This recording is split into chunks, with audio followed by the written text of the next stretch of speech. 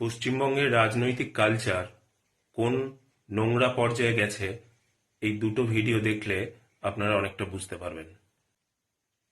একদিকে দিলীপ ঘোষ তৃণমূলের এক চেয়ারম্যানকে উদ্দেশ্য করে বলছে, তার গায়ের রং নিয়ে কটাক্ষ করছে যে ওনার গায়ের রং কালো বলে ওখানে কালো জল আসে। আরেকদিকে তৃণমূলের নির্মল মাঝি, যিনি এবারে গোঘাটের প্রার্থী হয়েছেন, তিনি বলছেন বামেদের থেকে কুকুরেরা মূল্যবান। দেখুন।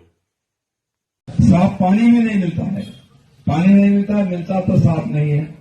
अभी सुना 2-3 दिन के बाद पानी आई है और वो भी काला काला। हमारा केंद्रीय टीएमसी का चेयरमैन जो है ना, उसका रंग जैसा ही है, पानी का रंग। तो मैं तो उससे साफ हूँ, मैं आने के बाद थोड़ा साफ हो जाएगा पानी। तो इसलिए काले लोग काले पानी में रहेंगे, काला धन काला चेहरा, तो पानी तो काला ही आना है।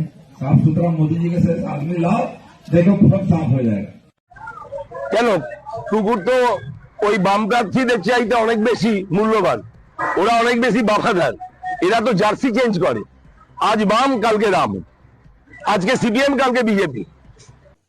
দেখলেন আপনারা।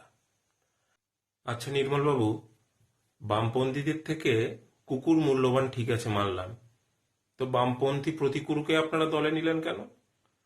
ওদিকে ঋতব্রতকে কেন দলে নিলেন?